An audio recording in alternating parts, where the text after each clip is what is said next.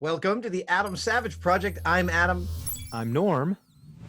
And I'm Beverly from Hello, Downen Creative Beverly. Studios. Renowned cosplayer, teacher, costumer, maker extraordinaire. Dabbler of everything. And member of the Tested family. Beverly, it's good to see you.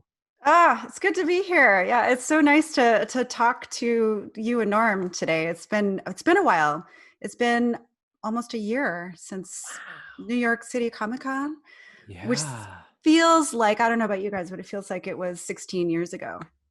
New York Comic Con feels both like 16 years ago and about a month ago, because I ended up with having the most epic and weird and amazing week that week, where I met all sorts of new friends, and New York was electric, and I had a one-wheel ride around empty Central Park in the middle of the night that was like transformative. Oh my God. So it all feels very immediately like in the recent past, and yet when I realized, no, it's 12 months ago. So Beverly, sorry, everyone hears my stories every week. How have you been doing? Tell us about how things have been going during lockdown. Oh, so I'm a cosplayer. More hobbyist, kind of semi-professional cosplayer. And so my day job is I'm an MRI technologist at one of the local hospitals here in Portland. And so since all this lockdown nonsense has been happening, it's been really interesting to have those two worlds very, sometimes fighting with each other, sometimes complementing each other very well, sometimes, I don't know. It's been, as I'm sure it has been your experience, lots of layers of different emotions for over the course of all these months, especially with the making aspect of things, which has been a very interesting journey for me. When you take the element of conventions and actually being able to go to a convention with a costume, which is a very big part of costuming for me. When you take that element away consistently, one convention at a time, it's like your heart gets broken and broken and broken and broken a little bit more and more and more. And then, it's almost like for me, it's been sort of like a metamorphosis into something else. And I think that a lot of people can maybe say the same for their maker journey over these last few months. I want to dive into that a little bit, because part of the thing that I felt with each canceled con was, one, I'm not going to get to see my friends and meet some fans and do panels, all of which is super wonderful. But also each con is a deadline to finish a thing. Yeah, exactly. And without those deadlines, like, what is motivating you? Where's the fire under your butt to get this thing done? Because I think that part of that urgency and that desperation to, and the late nights and that's all part of the experience of the making that I love. And it's all part of cosplay. Unless you're very organized, and I just don't understand that. And if you're organized, you're still freaking out. But the idea that you end up going to the con after all of that labor, and the labor gets hyper and more intense, and then you show up and everybody else has been going through the same thing. So you get that communal experience of the suffering and the joy that you've all experienced. Exactly. And then you get to, interact with everyone and say, oh, I've been watching you build this for the whole time you've been making it. And I just really want to tell me about this process that you used. And can I touch your costume, please? And, all of that, all of those experiences we can't have right now. And I'm just dying to go to another convention to experience that again. Yeah. But for now, we have virtual things, and I, for one, am really glad to be seeing a lot of the conventions pivoting into the virtual realm and figuring that out. And I hope that continues well past the time when we get to go physically back to conventions, because I think there's a lot of value to bringing the virtual audience to a convention. I don't know. It's exciting. It's like another metamorphosis, I guess. Yeah, especially for I was gonna say, especially the folks who never get a chance to go to Dragon Con or to New York Comic Con, just kind of see it from the outside. I know we know this is all gonna be temporary, but like all these lessons learned can definitely be beneficial to the wider fan community. It's the same thing we've been learning in the American workplaces, that this remote work is something that people with disabilities with different abilities have been banging the drum about forever and saying it's just as effective. And corporate America's been saying, no way. Friend of Tested and amazing cosplayer Jay Justice has real issues getting to different cons, and this could allow her to a much wider spray. Yeah, exactly. I hope it lasts. I also hope, some cons are doing a terrible job at the virtual idea and some are doing an amazing job. And I appreciate the experimentation. I hope we don't immediately codify into one way of doing it. Yeah. Well, I think that with this new the technology that is very new to a lot of people, the whole the Zoom conferencing and having to have some form of microphone and being able to connect with people online and being comfortable with that level of technology, we're all having to do that right now. So hopefully that will just become another normal part of attending a convention. Yeah. Because you don't have to, because for me, being in a costume and missing all of the panels, maybe I want to hang out at my hotel room in between costumes and attend a panel in between. I don't know. What's that going to look like? It's kind of exciting to think about. Yeah. Have you participated in the cosplay tracks of virtual cons, the masquerades or any of those panels? Kind of indirectly. And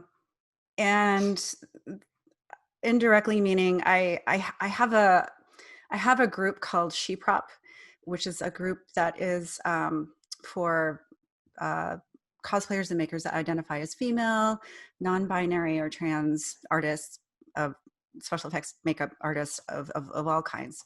Started as a Facebook group and has since gotten a little bit of a boost because I've had time to do things like panels and more podcast interviews. I have a little podcast that I do with them as well, so that I can have some one-on-one time with these people that I've been wanting to talk to, which started before the pandemic. But the panel track has been interesting because it started as, hey, let's do a Sheprop panel at WonderCon online. And so a group of the members did that. And then that kept happening. I was like, well, I think I'm going to get a Zoom account. And I think I'm going to open this up to whoever in the group wants to get together and talk about whatever they want to talk about. And so I have one of my admins of the group, Abby Cat Cosplay. She's phenomenal. She is so great at panels. She was like, I'm going to do this. And she's done 7 of them so far, wow, which is great. But it also means that I have to edit all of these things. So that's another layer of things that I didn't expect I was going to have to be doing so much of in 2020. But yeah, so indirectly participating in the panel track, both at virtual cons and also kind of on our own, because we realize we don't really need to have a convention to have that platform available to people. I have been surprised the more I do Zoom meetings with friends. And again, my inertia has been strong, but each time I do it, especially with professional friends, I finish feeling very much like I've just had a good dinner party. Totally. Yeah. That's the perfect way to put that too. Absolutely. There's every now and then the group shares a laugh and I forget that we're not in the same room because we're all giggling about the same stupid thing. And somehow that feels like the hug that I miss so much. Exactly. Yeah. I never thought that I would be able to connect in that way with people. So I'm an extroverted introvert. Mm-hmm. And so going to conventions I can do, but I can only do so for a certain amount of time before I'm like, I need to shut down. So I never expected to be craving these kinds of more in-depth conversations with people, certainly not in a digital format, because I just don't like talking on the phone. I don't know, but it's different. It's a different world now. I can do this. I've been looking forward to this. This is really fun. I love this. So it's 2020 has been really weird. I totally agree. The A/B testing that 2020 is requiring is extensive. Yeah.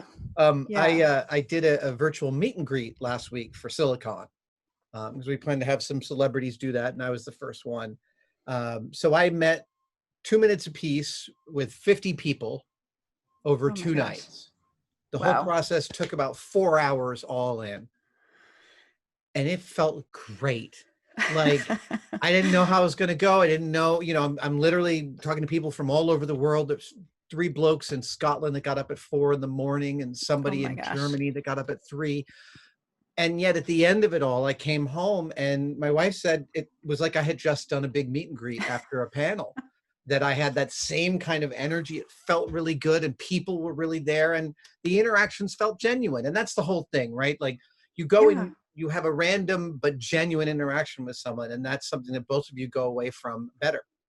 Yeah, absolutely. Yeah, I saw that you were doing that. I was like, oh, that is a really great way to make the best of this, the way that we can communicate with each other and the way that you can provide an experience that is truly unique. So yeah, do you think you'll be doing more of those? I do. I think there's lots of things that can be worked out about the structures of it. People tend to be so nervous they don't pay attention to the timer. And I have the ability to tack on 10 seconds at a time. And sometimes I'm sitting there because some kid is telling me about this Lego thing they're doing. And I just like, they ended up getting an extra 90 seconds simply because I was like, I got to hear the end of this story. So there are some small things like that. But the main takeaway for me was I was surprised how much that connection felt like it was there. Speaking of cons and cosplay, do you have a new coping mechanism without the deadlines of cons for finishing costumes? Have you been finishing them at a slower rate? What's the process in your shop like? It's so slow. It's so slow. And at first I was like, so like any maker who is presented with a whole bunch of time to do things, like, okay, I've got to make the most of this time and I'm going to get all this stuff done and I'm going to maybe learn another language at the same time. Or who knows? I'm just going to add it all. But it's stressful days. And as a maker, if there's stress in your life that is very present and all the time, it's hard to find that place in your heart that wants to create, that can disconnect. You mean the existential dread of everything. Right. Yeah. Oh, yeah, exactly. To pull yourself away from doom scrolling on Twitter. Oh, it's the best word. Which is the best, is the best. Totally is. It's totally how I want to relax. I know, it's not helping anything. Yeah, so I have been, it's been a kind of a struggle with no deadline. So I've been giving myself little deadlines, which worked for a little bit. And I was able to finish a couple of smaller projects. I did a corset that was inspired by Spirited Away, Haku from Spirited Away. It was a project for Plaid Effects, and my friend and I are going to be doing these ball gown costumes at some point.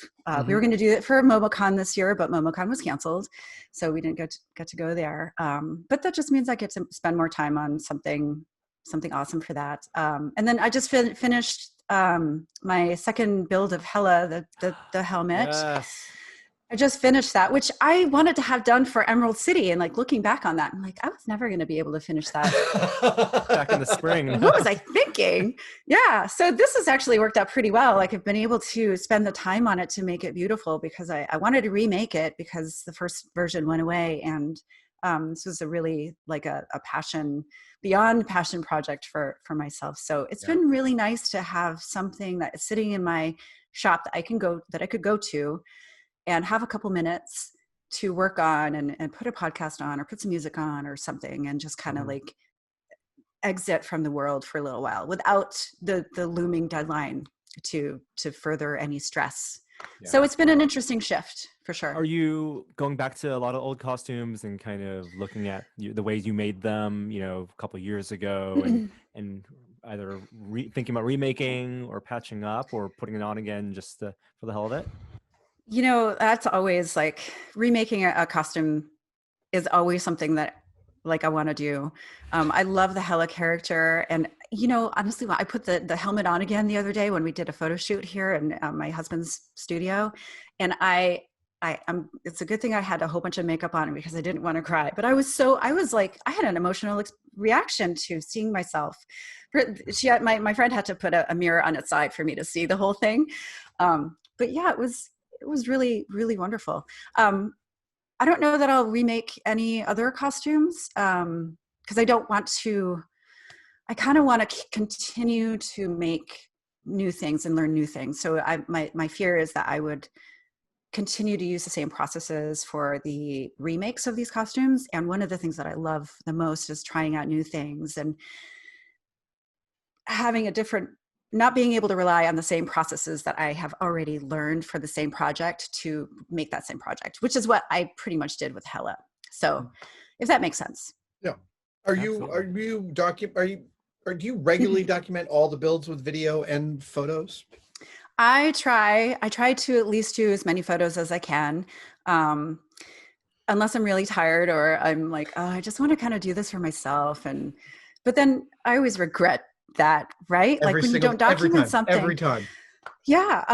And so I did do a better job this time with documenting at least the helmet build, which I didn't really document the first time around because I was in a time crunch, and it takes a long time to set up a camera and like move it around. And it's stressful Adam, too. It's super stressful. And I was going to say, I am impressed, Adam, with your ability to like move your camera around your shop and like position it and then get back to work. And I will tell you, I made it as ludicrously easy as possible. And the lack of friction took me weeks to achieve. What I have is some heavy duty lock line with a clamp at the end and the camera's at the other end. Oh. So it is literally, and there's nothing else I have to do to position it. And that lack of friction is completely necessary for my flow state to remain unbroken. Sure. Yeah. And that's brilliant. Are you ever going to do a video on that? I mean, is there something that you would... So, it's funny. I was actually thinking about mentioning this because the other thing that I've done is because I'm alone all day long, I'm listening to a lot more music, which means that my videos have tons more time lapses, because time lapses is when I get to listen to music. Right. Yeah. Yeah. And that is really nice. I don't know how my neighbors feel about all the Billie Eilish I've been pumping through my speakers for the last week. Well, they should love it. I mean, it's Billie Eilish. I hope they do. I think the camera system Adam developed was one of the last videos that we filmed, like a little bit of show and tell right before we went into lockdown, because you were already experimenting with a monopod and that kind of clamp. It's iterated since then, but yeah, we definitely should revisit it. And I added some sections to it to make it more versatile, and now now I'm actually realizing, I need to actually cut areas of every single workbench so I can clamp the camera in the corner of every workbench. Make the space work for it can do 2 inches, but not like 2 1/4. So I have to make some cuts all around the shop. Well, in terms of filming and documenting, your husband's such a great photographer, down in photography.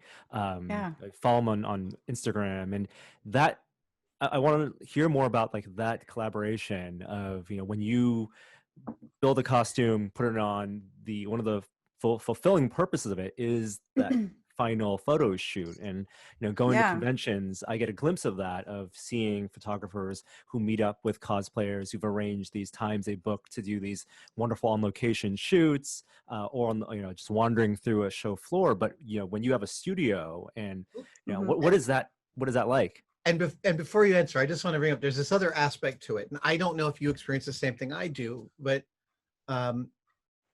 my wife loves me, and she personally has no interest in costuming, right? It's not part of her world. Sure. She loves the energy that I have when I do it. But frankly, when I come home with a costume and say, I need you to help me fit my new Captain America suit, and I get that kind of fever because I'm about to put on a costume, I feel very exposed and vulnerable to my partner in a way that I don't at a con, right? Yeah. Because she's seeing the deepest part of this hobby in me. Do you have that experience with your husband as well? Oh, totally. Absolutely. Yeah, I definitely do. I think that having this part of your life that is like just so close to your heart all the time, and like you're immersed in it all the time, and then but you're also you are sharing this space and these ideas and these events and like all the behind the scenes things that happen.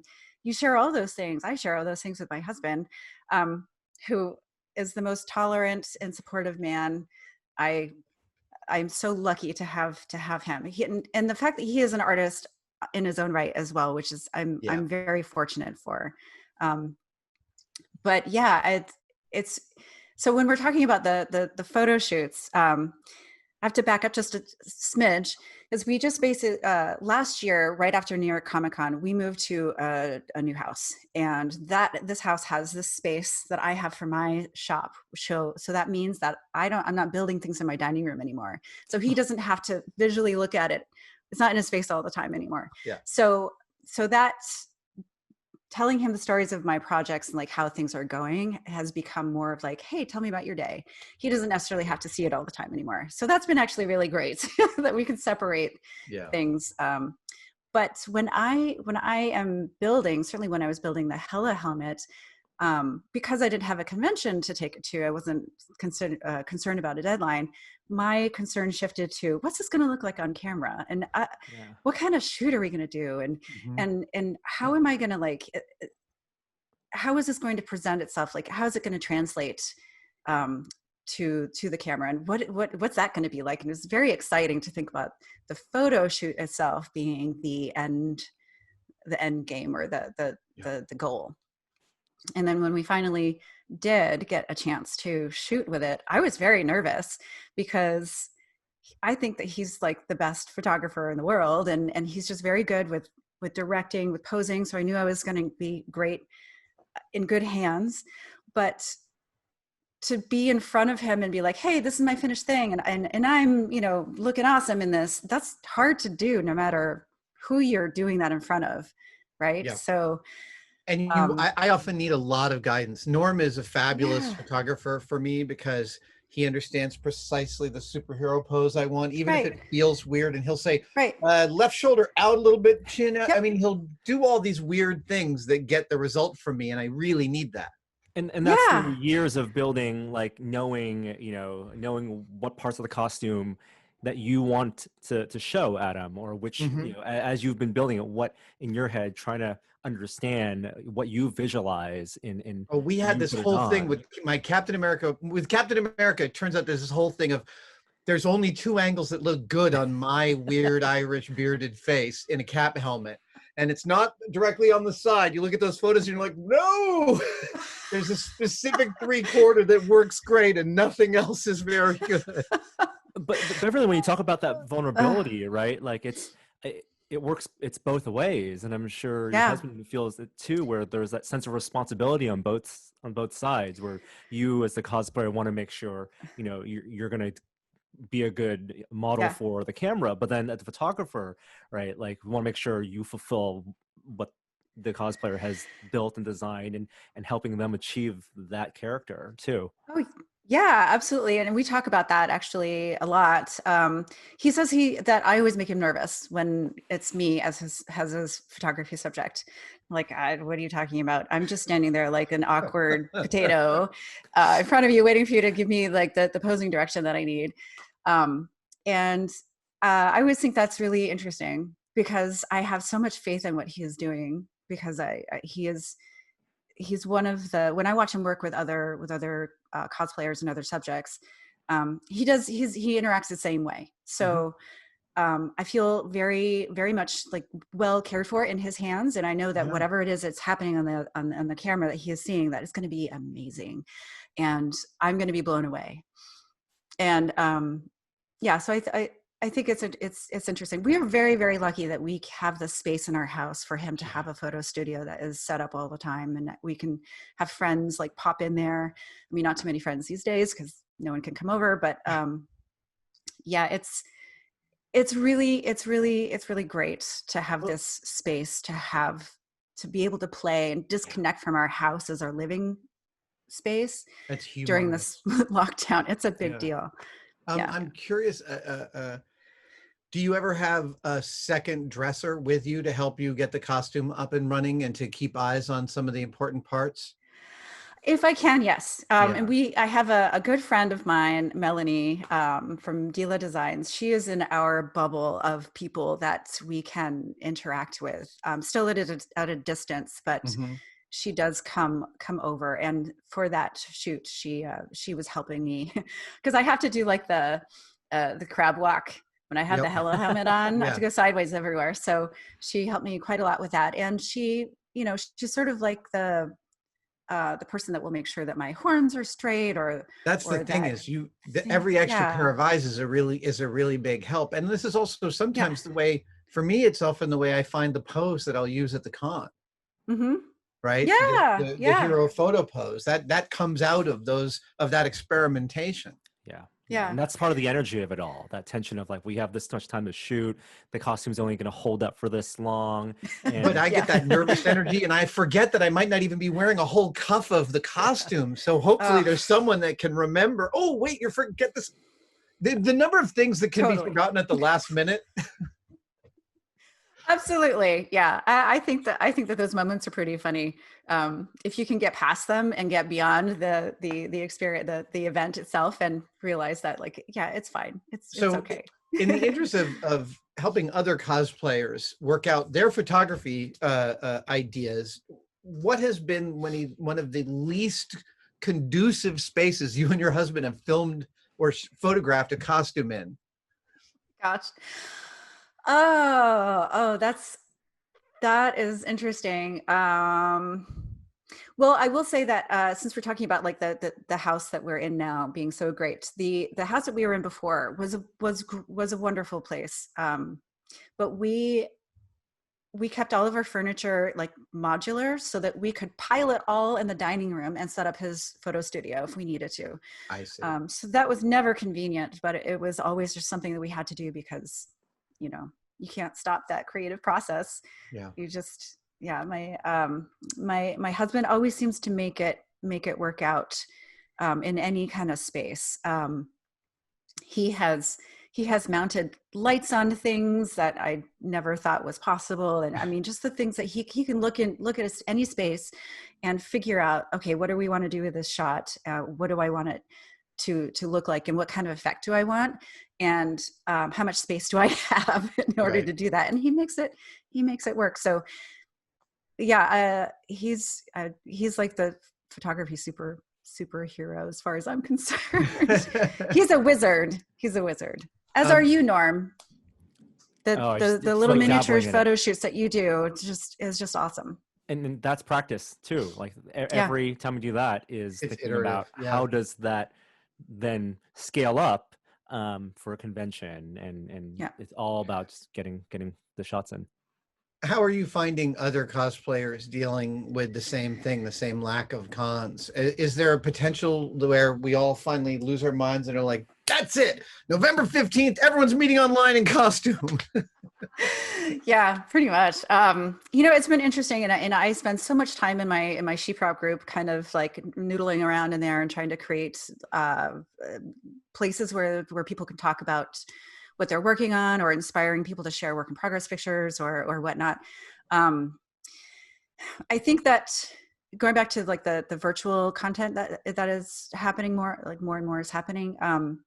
The virtual contests that are popping up all over the place has actually created a great outlet for a lot of these cosplayers who they want to have a deadline. They want to have something to work towards. Like the TwitchCon contest is, the deadline's coming up, and someone posted it in the group the other day, and someone was like, oh, I think I can probably do that. I'm insane, but I kind of want to do that. So, I mean, I think that's crazy, but that's right up her alley.